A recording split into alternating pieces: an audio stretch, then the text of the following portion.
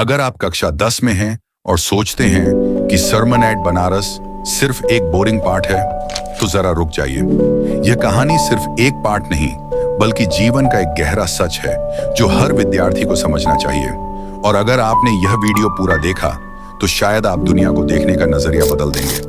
नमस्कार दोस्तों, आज हम पढ़ेंगे सरमन एट बनारस, जो गौतम बुद्ध के पहले उपदेश पर आधारित है। इस पाठ में हम जानेंगे कि सिद्धार्थ गौतम कैसे बुद्ध बने, उन्होंने दुख और मृत्यु को कैसे समझा, और किस्सा गौतमी की कहानी से हमें क्या सीख मिलती है।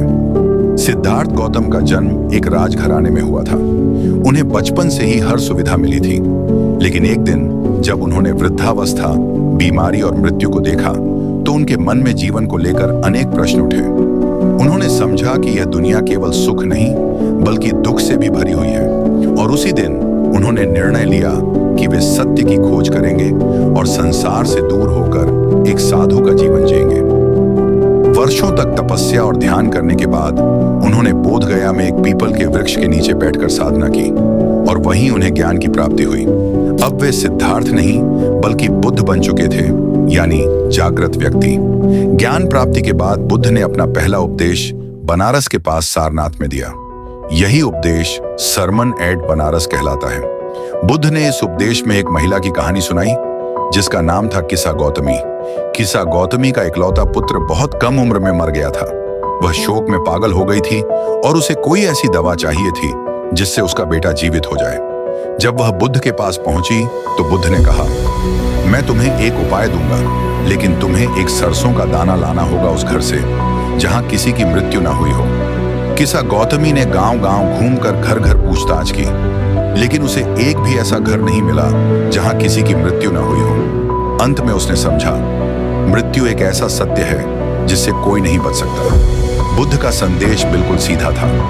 जीवन में दुख का कारण है हमारा मोह और लगाव। जब हम किसी वस्तु या व्यक्ति से अधिक जुड़ाव रखते हैं और उसे खो देते हैं, तो हमें पीड़ा होती है। उन्होंने कहा, यदि हम इन इच्छाओं और मोह को त्याग दें, तो हम दुख से मुक्त हो सकते हैं। बुद्ध ने मध्यम मार्ग अपनाने की बात कही।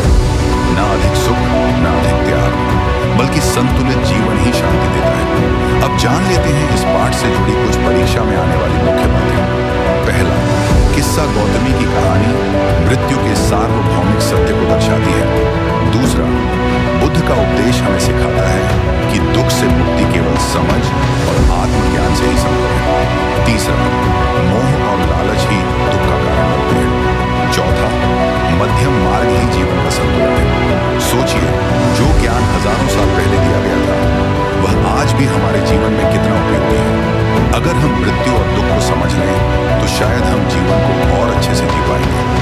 अगर यह वीडियो आपको थोड़ा भी मददगार लगा और आपने अब तक लाइक और सब्सक्राइब नहीं किया, तो क्या वाकई आप चाहते हैं कि मेहनत करने वाले कंटेंट मेकर्स आपके जैसे दर्शकों के लिए मेहनत करते रहें?